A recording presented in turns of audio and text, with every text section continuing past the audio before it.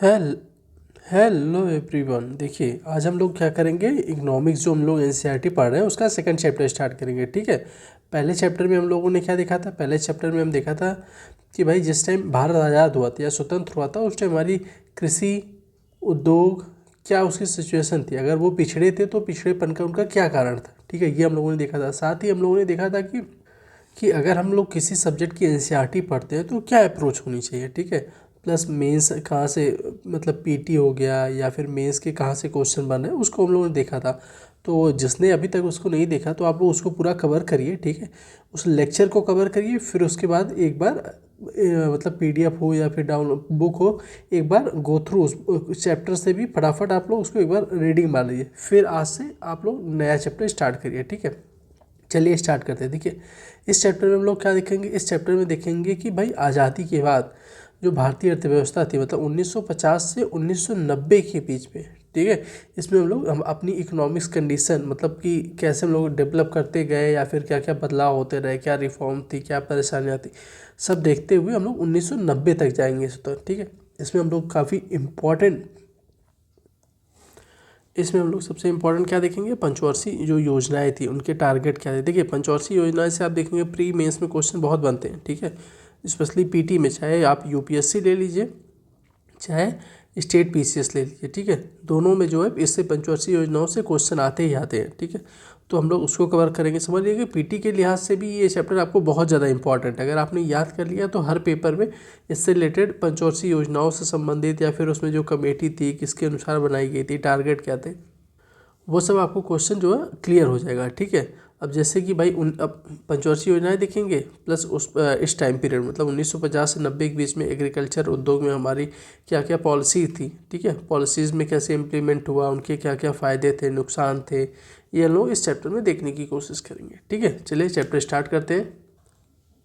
देखिए, यहाँ पे क्या कह रहा है कि भारत में योजना का मुख्य उद्देश्य। ठीक है, देखिए योजना का क्या होता है कि योजना का कोई भी, समझ लिए कोई भी पॉलिसी बनाइए, प्रेजेंट टाइम में भी आप इसको जो है लिंक कर सकते हैं। देखिए, योजनाओं को हमें कैसे देखना है, सबसे बड़ी चीज़ है कि योजना कोई बनती है। ठीक है, जाहिर सी वजह से गरीबी अभी पॉलिसी में चल रही, मान लीजिए कि जनधन योजना चल रही है, या फिर जैसे कि आप देखेंगे श्रम योगी मानधन या किसान से संबंधित योजनाएं चल रही हैं। तो एक प्रकार से योजनाएं ये भी दिखाती हैं कि हमारे सोसाइटी में, ठीक है, हमारी सोसाइटी में प्रेजेंट टाइम में क्या क्या कमियां या किस किस चीज़ की ज़रूरत है प्रेजेंट टाइम में। ठीक है, योजनाएं उसके अनुसार बनती। अब अगर मान लीजिए कि आप योजनाएं पढ़े रहे तो एक तो योजना से क्वेश्चन तो आएगा ही, साथ ही में क्या करना है कि आपको उससे पता चलेगा कि हमारे मतलब जैसे उद्योग क्षेत्र में कोई पेपर में आ गया, उद्योग क्षेत्र से संबंधित समस्याएं बतानी है या फिर समाज में संबंधित योजनाएं समस्याएं बतानी है।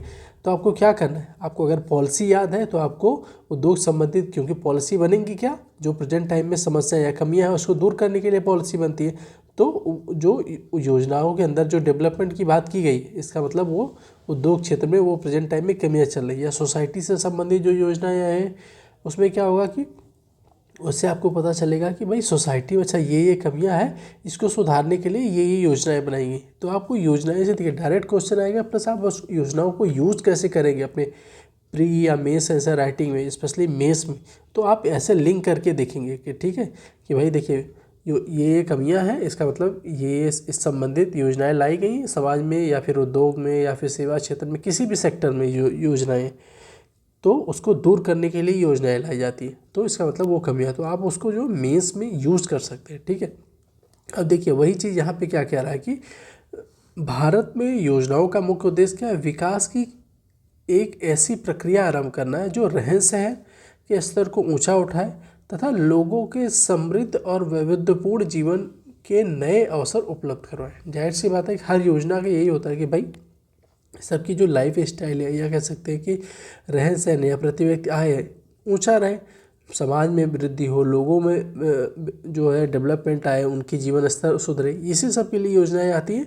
तो यही यहाँ पे भी बात की गई, ये कहाँ से उठाया गया स्टेटमेंट, ये प्रथम पंचवर्षीय योजना में बात की गई थी। ठीक है, देखिए यहाँ पे क्या कह रहा है कि भाई 15 अगस्त 1947 के दिन जब भारत आज़ाद हुआ, लगभग 200 सालों तक हमारे ऊपर अंग्रेजों ने शासन किया था। ठीक है, अब जब भारत आज़ाद हो गया तो अब हमें अपने अनुसार से शासन संचालन करना था, अपने अनुसार से पॉलिसी बनानी थी, चीज़ों को लेके चलना था, ठीक है। तो उस टाइम सबसे बड़ी चिंता या कह सकते हैं सबसे बड़ा डिस्कस ये था कि भाई हम लोग अपनी शासन प्रणाली कैसे रखें। उस टाइम जैसे कि सोवियत संघ में क्या थी, समाजवादी प्रणाली प्रचलित थी। सोवियत संघ मतलब कह सकते हैं कि उस टाइम का जो अभी प्रेजेंट टाइम में जो ये रसिया वाला या रूस वाला एरिया है उसको और उसके आसपास के एरिया को मिला के ये सोवियत संघ बनता था, ठीक है। 90 के दशक में ये अलग होके अब केवल रूस वाला क्षेत्र बचा है। ये यहाँ पे क्या होती थी, समाजवाद चलता था। प्लस ये आप देखेंगे जैसे कि अमेरिका वगैरह होगा, यहाँ पे क्या प्रचलित थी कि पूंजीवादी अर्थव्यवस्था प्रचलित थी, ठीक है। तो सबसे बड़ी चुनौती हमारे लिए यही थी कि हम कौन सी प्रणाली लेके चले, ठीक है। क्योंकि देखिए पूंजीवादी हो समाजवादी हो, दोनों में क्या थी, काफ़ी कुछ ना कुछ तो कमियां थी। जैसे समाजवाद में क्या था, समाजवाद में ये था कि भाई कि जो सरकार थी, ठीक है, सरकार ही तय करती थी कि किसको किस चीज़ का उत्पादन करना है, कितना उत्पादन करना है। और उनको क्या होता है, जो किसान या जो उत्पादन कर रहे हैं उनको ज़मीन पे अधिकार नहीं था, ज़मीन तो सरकार की ही होती थी उस टाइम, ठीक है। और वो निर्धारित करती थी कि इस ज़मीन पे कौन कितनी फसल उत्पादन करेगा, उसी के अनुसार चलना पड़ता था। तो भारत ने सोचा कि भाई अगर हम यही करेंगे तो फिर इनडायरेक्टली क्या होगा, फिर वही अंग्रेज़ों वाली प्रणाली लोगों को महसूस होगा कि भाई, क्योंकि उस टाइम में भी लोगों के ज़मीन पर स्वामित्व का अधिकार नहीं था और अंग्रेज़ अपने अनुसार चीज़ों को उपजाते थे, अपने अनुसार चीज़ों को पॉलिसी बनाते थे। तो फिर इन्होंने क्या कहा कि देखिए कि हम इसको एक नए तरीके से एक नई इकोनॉमिक डेवलप करके लेके चलेंगे। हालांकि आप देखेंगे कि जवाहरलाल नेहरू का थोड़ा सा समाजवाद के प्रति जो है थोड़ा सा झुकाव था, ठीक है। लेकिन वो भी वही बात देखिए यहीं लिखा है कि वो भी पूर्व सोवियत संघ मतलब जो रूस और आसपास के एरिया थी उसके मतलब कि लाइन टू लाइन अपनाने के पक्षधर नहीं थे, ठीक है। क्योंकि देखिए उसमें क्या था, उत्पादन के सभी साधन जैसे खेत कारखाना सरकार के स्वामित्व के अंतर्गत आते थे, कोई निजी संपत्ति नहीं थी। अभी जो हम लोगों ने ऊपर डिस्कस किया वही बात है। तो उन्होंने कहा कि नहीं, लोकतंत्र में भारत में अगर लोकतंत्र आया है तो उसको एक अच्छे तरीके से अप्लाई करने के लिए हम इसको पूरी मतलब लाइन टू लाइन नहीं अपना सकते, ठीक है। तो अब इन्होंने क्या कहा कि इन्होंने क्या कहा कि भाई नेहरू और उस टाइम के जो और नेताएं थे इन्होंने मिल के कि समाजवाद की कुछ चीज़ें मतलब जो अतिवादी मतलब कह सकते कि जो कमियां थी, ठीक है, जो हमारे देश के अनुसार जो कमियां लग रही थी समाजवाद में कुछ जो कमियां थी उसको हटाया। प्लस कह सकते हैं कि पूंजीवाद में जो थी कमियां उसको हटा के मिक्स करके एक नई अर्थव्यवस्था का जो मिश्रित अर्थव्यवस्था हम लोग आज पढ़ेंगे आगे, उसका उन्होंने निर्माण किया, ठीक है।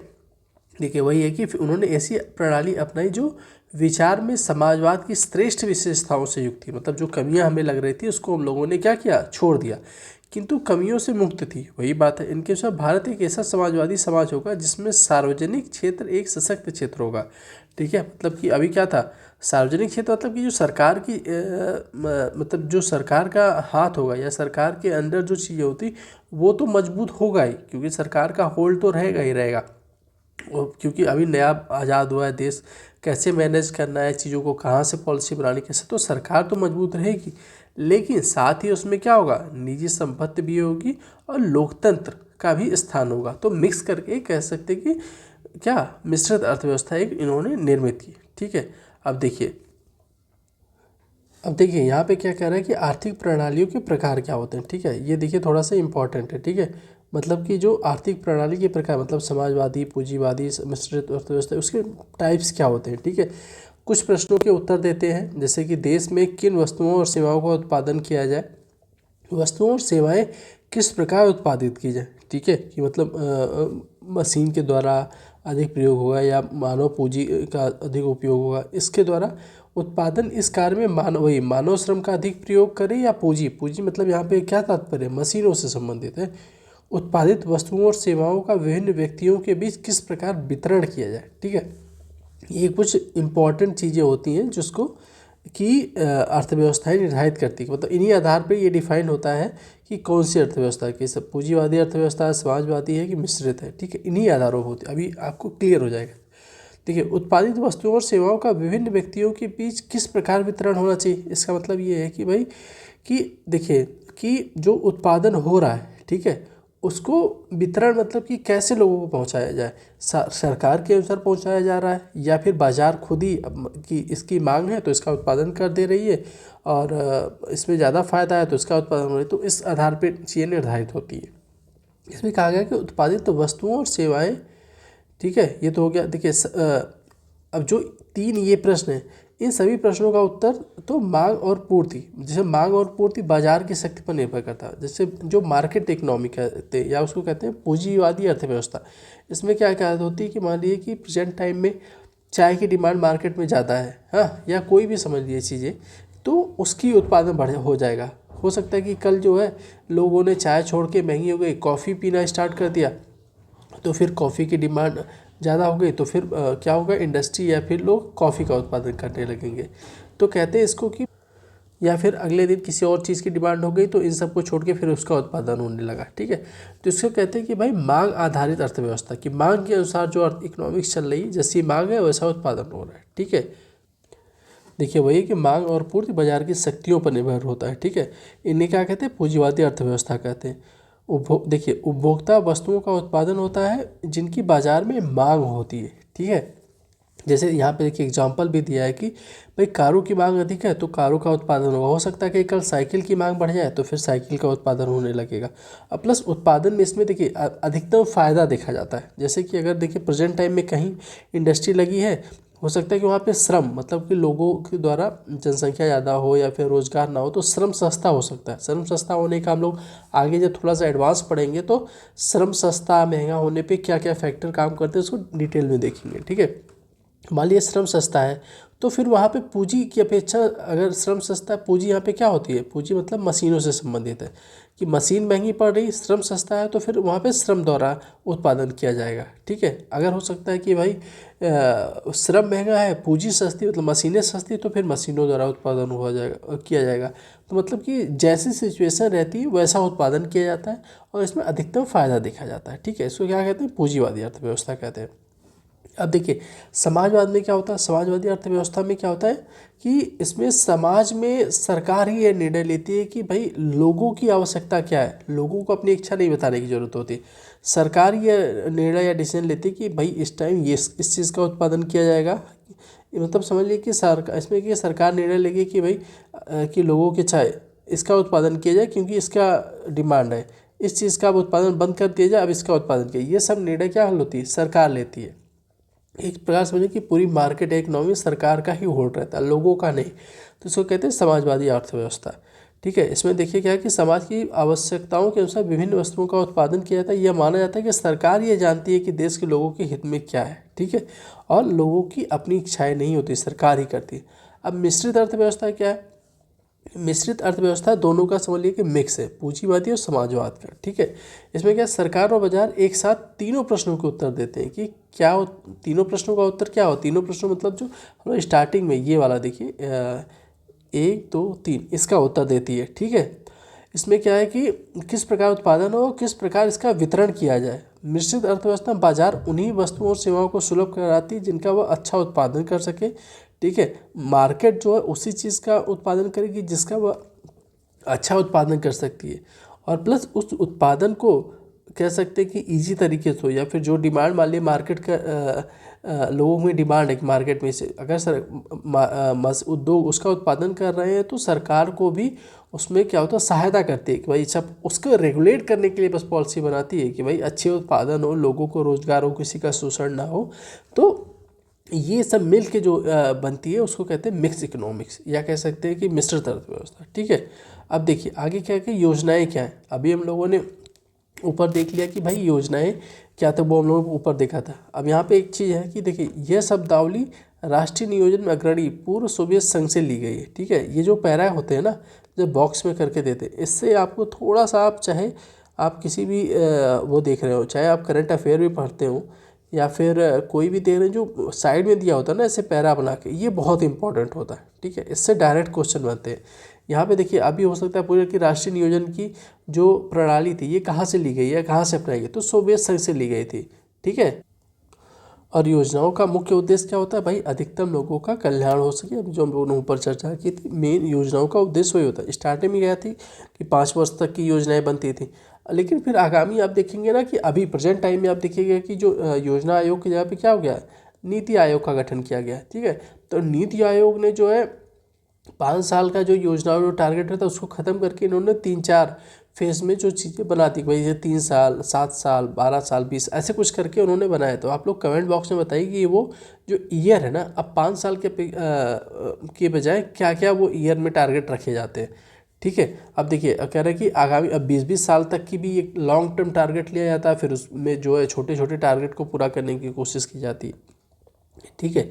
अब देखिए वही चीज़ इसमें क्या है कि यदि प्रौद्योगिकी श्रम की आवश्यकता को कम करती है तो आधुनिक औद्योगिक के शुरू होने के लक्ष्य और रोजगार बढ़ने अब विरोध हो सकता है। अब देखिए हो सकता है कि जो टारगेट की जा रही है कि भाई हो सकता है कि हम लोग योजनाओं में सिंपल सी बात यहाँ पे कह रहा है कि भाई एक मूल बिंदु होती है, ठीक है, और उसके साइड साइड भी चीज़ें होती हैं। तो हमारा फोकस तो इस पे है, लेकिन इसमें हो सकता है कि कई चीज़ें यहाँ पे डेवलप हों, ठीक है। कि देखिए इसमें क्या कह रहा है कि भाई मान लीजिए ये सेंटर है, अगर मान लीजिए हो सकता है कि इसको डेवलपमेंट किया जा रहा है तो साइड में हो सकता है कि कुछ प्रेजेंट टाइम में नुकसान भी हो सकता है। मतलब कि अगर मान लीजिए टेक्नोलॉजी का डेवलपमेंट हो रहा है, ठीक है, कि भाई यहाँ पे इंडस्ट्री में औद्योगिकरण या टेक्नोलॉजी को बढ़ावा दिया जाएगा, तो हो सकता है कि प्रेजेंट टाइम में रोजगार से संबंधित जो है रोजगार थोड़ा सा कम हो सकता है, लेकिन फिर बाद में रोजगार संबंधी पॉलिसी बनती है तो फिर उसको डेवलप किया जाता है। तो ऐसे कहना है कि भाई योजनाएं ऐसे थोड़ी सी काम करती हैं, ठीक है। ये कह रहा है प्रौद्योगिकी श्रम की आवश्यकता को कम करती है तो आधुनिक प्रौद्योगिकी के शुरू करने के लक्ष्य तथा रोजगार बढ़ाने के लक्ष्य में विरोध हो सकता है, वही बात है। लेकिन अगर मान लीजिए प्रौद्योगिकी डेवलप हो रही तो उससे संबंधित मान लीजिए कि भाई मशीन लगा दी गई, लेकिन मशीन से संबंधित मान लीजिए कि उसमें पुर्जे हो गए, उसकी सर्विसिंग हो गई, बहुत से संबंधित एक नया रोजगार पैदा हो रहा है ना। तो बात वही की जा रही है कि प्रेजेंट टाइम हो सकता है कि भाई यहाँ रोजगार कम हो, लेकिन फिर यहाँ भी एक रोजगार नया डेवलप होगा, तो ऐसी बात की जा रही है, ठीक है। और प्लस साथ ही देखिए इसमें क्या करें कि जो हमारी पंचवर्षीय योजनाएं थी ये नहीं बताया गया कि भाई आपको इतना उत्पादन करना ही करना है। क्यों? क्योंकि देखिए ये सोवियत संघ वाले ये सब जो समाजवादी अर्थव्यवस्था के जो नकारात्मक पक्ष थे उसको हम लोगों ने छोड़ दिया, ठीक है। क्योंकि इसमें देखा गया कि भाई अगर इस पॉलिसी को रूस ने भी अपनाया तो वो इतना सक्सेस नहीं रहा, तो वो कह रहे हैं कि हम लोग छोड़ के एक नई अपने अनुसार बना के चीज़ों को पॉलिसी लेके चल रहे थे। साथ ही क्या था, हम लोगों ने मिक्स अर्थव्यवस्था अपनाया, उसमें कि हम लोगों ने क्या किया, मिक्स अर्थव्यवस्था या कह सकते हैं कि मिश्रित जो इकोनॉमिक बनाई, इसमें हम लोगों ने निजी क्षेत्रों को भी बहुत सारे योजनाएं या पॉलिसी बनाने के लिए उनको भाई ये क्षेत्र कह सकते हैं उनको वो कर दिया गया। अभी स्टार्टिंग में देखें कि भाई आप जैसे कि ये क्षेत्र है, आप इसमें अपना पॉलिसी बना सकते हैं, अपने अनुसार चीज़ों को संचालित कर सकते हैं, उसमें भी अधिकार दिया गया। प्लस कुछ क्षेत्र थे सरकार के लिए आरक्षित कर दिया, भाई सरकार इसमें काम करेगी।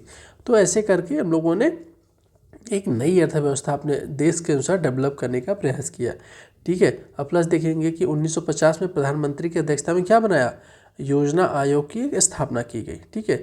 अब देखिए आज भी आप देखेंगे योजना आयोग की जगह पे क्या आ गया, नीति आयोग आ गया है।